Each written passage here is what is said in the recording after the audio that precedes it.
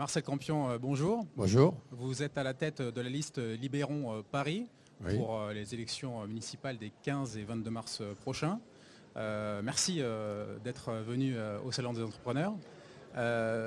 Donc nous, en fait, on a en amont de l'interview sollicité les entrepreneurs parisiens et franciliens pour faire remonter leurs préoccupations. On va un petit peu synthétiser tout ça. Et donc on a sélectionné quelques questions à vous poser. Le but étant d'obtenir des réponses concrètes à leurs préoccupations. Okay. Donc pour commencer, tout simplement, quelle est votre mesure principale pour les entrepreneurs à Paris? Mais écoutez, déjà je vais vous expliquer que j'ai été l'initiateur dans les années 80 avec M. Madelin du nouveau projet qui est en route, qui fait 1,5 million d'auto-entrepreneurs maintenant. J'ai participé et initié ce truc-là et j'en suis content parce qu'il est là. Eh bien, les choses qu'il y a à faire à Paris, c'est simple. Moi, je suis un entrepreneur. Je pense que la clé de voûte de l'emploi, c'est l'entreprise. Donc, plus il y aura d'entrepreneurs, plus il y aura d'entreprises et plus il y aura d'emplois. Tout simplement. Donc, il faut absolument soutenir tout ce qui est la cause des entrepreneurs. Dans votre programme, est-ce que vous avez une mesure justement à destination, par exemple, du créateur d'entreprise à Paris? Il y en a plusieurs. Déjà, il y a déjà une bonne reconnaissance. Bon, votre salon est bien, mais peut-être qu'il faut l'élargir, faire un peu mieux, faire savoir les choses, parce qu'avec la connaissance, on avance un peu mieux.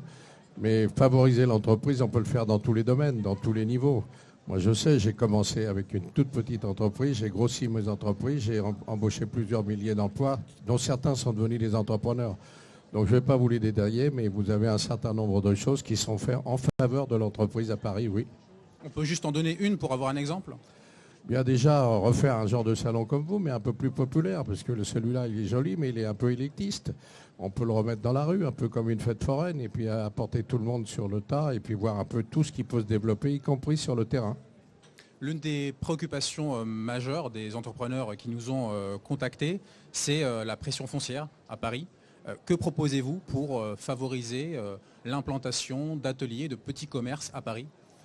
Écoutez, il faut déjà répertorier tous les endroits où ça ne fait rien. Vous savez qu'il y a énormément d'endroits qui appartiennent dans Paris à la SNCF, à la RATP. Vous avez des endroits qui sont vides totalement et qui sont inoccupés, ou des projets verront le jour dans 30 ans là-bas. Non, il faut reprendre tout ça, essayer de recréer des grands marchés, des grandes expériences, des grands événements, et puis faire reconnaître et en même temps faire travailler des gens sur ce site. Il y a plusieurs projets, oui, on a des idées en cours, mais pour les avoir, il faudra qu'on ait connaissance de tous les terrains. Comment vous comptez vous y prendre justement pour que la ville de Paris, si vous êtes élu, récupère ces terrains? C'est tout simple. Quand vous êtes maire de Paris, vous pouvez faire des préemptions ou des réquisitions. C'est absolument simple. Si vous êtes élu, Marcel Campion, allez-vous interdire les terrasses chauffées dans les cafés, restaurants de la capitale, comme c'est déjà le cas à Rennes? Moi, je dirais qu'il faut arrêter d'interdire et d'interdire et d'interdire. Les interdictions, c'est la fin de tout. Et on est devenu dans un pays ou dans une ville où tout devient interdit. C'est un peu la catastrophe. Et quand vous dites si vous êtes élu, j'aimerais bien être élu, mais avant tout, j'aimerais bien interdire tout ce qui se passe. C'est-à-dire qu'à ce jour, aucun média, malgré vous, mais vous êtes un média local, je n'ai pas réussi à passer dans une seule télévision nationale ou un média national.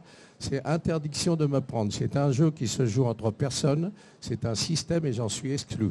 Alors si par votre intermédiaire, vous pouvez faire passer le message, j'ai écrit aujourd'hui au président de la République, le CSA a donné des critères. Un exemple, quand Mme Hidalgo aura 25 minutes, moi j'aurai un mot. C'est un scandale, on appelle ça la démocratie.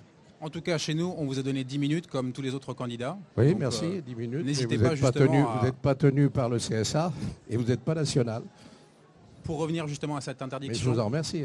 Pour revenir à cette interdiction justement des terrasses chauffées, vous êtes contre une interdiction, mais c'est difficilement entendable, alors qu'aujourd'hui on parle de plus en plus d'écologie. Mais vous savez pas que l'écologie, c'est quelque chose qu'on vous a mis dans la tête à tous pour avoir peur de tout, comme le réchauffement climatique. Vous savez que beaucoup de savants essayent de faire passer que ces idées-là, c'est des idées loufoques au profit de l'argent, au profit des banques mondiales, mais personne ne s'en rend compte. Vous vous rendez compte, un gosse qui sort de l'école à 5 ans, on lui dit qu'il faut sauver la planète. Vous ne pensez pas que tout ça, c'est des conneries? Il faudrait revenir au pied de la lettre. Regardez ce qui a été fait pour l'écologie. On a viré les voitures en bas des berges, on les met en haut. On double les voitures et on les arrête en haut. Non, c'est de l'idéologie, c'est du dogmatisme et c'est de la connerie. Justement, pour rebondir à cette question des embouteillages, qui est l'une des préoccupations majeures des entrepreneurs de Paris et d'Île-de-France. Comment comptez-vous réduire les embouteillages qui pèsent sur l'activité économique? Comment justement diminuer les temps de trajet pour l'artisan du coin, simple. Pour le déménageur, le livreur? Remettons des choses normales à Paris. Vous avez 8300 chantiers. Vous en avez la moitié qui sont organisés pour emmerder le monde. Donc il faut dégager déjà tous ces chantiers qui ne servent à rien. Il faut rouvrir les berges, il faut rouvrir les tunnels, tout ce qui a été fermé pour faire des petits jardins. Il faut interdire les trottinettes, ça suffit les trottinettes. Vous avez la moitié de la population qui va finir à l'hôpital parce qu'ils roulent sur le trottoir.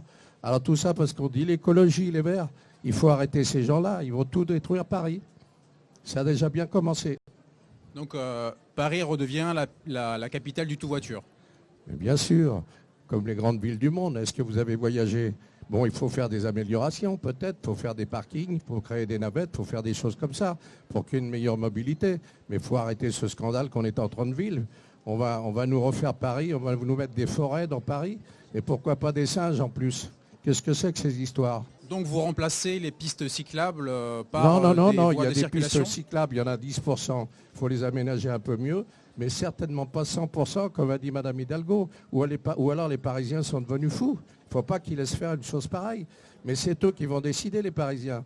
Mais attention, moi dans mon programme qui est tout simple, je sors un livre, mon livre n'est pris par personne. Je suis obligé de faire la signature le 13 février, 195 rue Lafayette à Paris.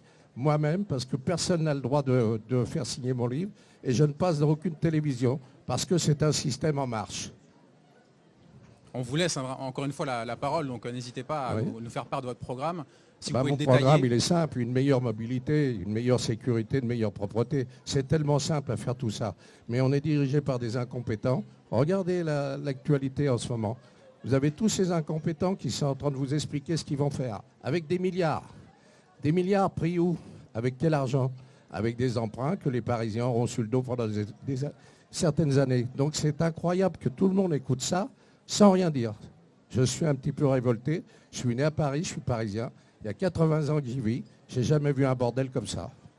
Dernière question concernant les appels d'offres qui sont certes très bien encadrés en France, mais c'est une question en fait qui est revenue plusieurs fois dans la bouche des chefs d'entreprise que nous avons contactés. Et donc la question en fait c'est, ils ont l'impression que les TPE locales ne travaillent pas assez avec la ville de Paris ou d'autres villes d'ailleurs quand il y a des appels d'offres. Si vous êtes élu à la mairie de Paris, vous demain, quand vous lancez un appel d'offres, comment comptez-vous favoriser justement ces TPE locales? Alors je vais vous expliquer, à partir du moment où les appels d'offres ne dépassent pas une certaine somme, il n'y a pas d'obligation à le faire déjà. Et en plus, il faudrait peut-être contrôler ceux qui contrôlent les appels d'offres. Parce que tous ces petits messieurs là qui arrivent en bureau et puis qui donnent l'autorité à l'un et pas à l'autre, il faudrait savoir ce qui touche à ce moment-là. Ça me vaudra peut-être encore une plainte, mais je peux vous dire qu'il y a des drôles de magouilles dans toutes ces histoires-là. Tous les entrepreneurs le savent. Bon, il faut remettre de la propreté aussi dans les bureaux, pas seulement dans les rues. Comment vous allez vous y prendre? En mettant les bandits à la porte. C'est facile à les voir. Quand ils ont donné 10 autorisations et puis que leurs petits copains ont des avantages, on a tout compris. C'est simple, là, les juges devraient faire des enquêtes sur ces choses-là au lieu d'emmerder les gens qui posent une voiture au coin de la rue. Merci Marcel Campion. Merci.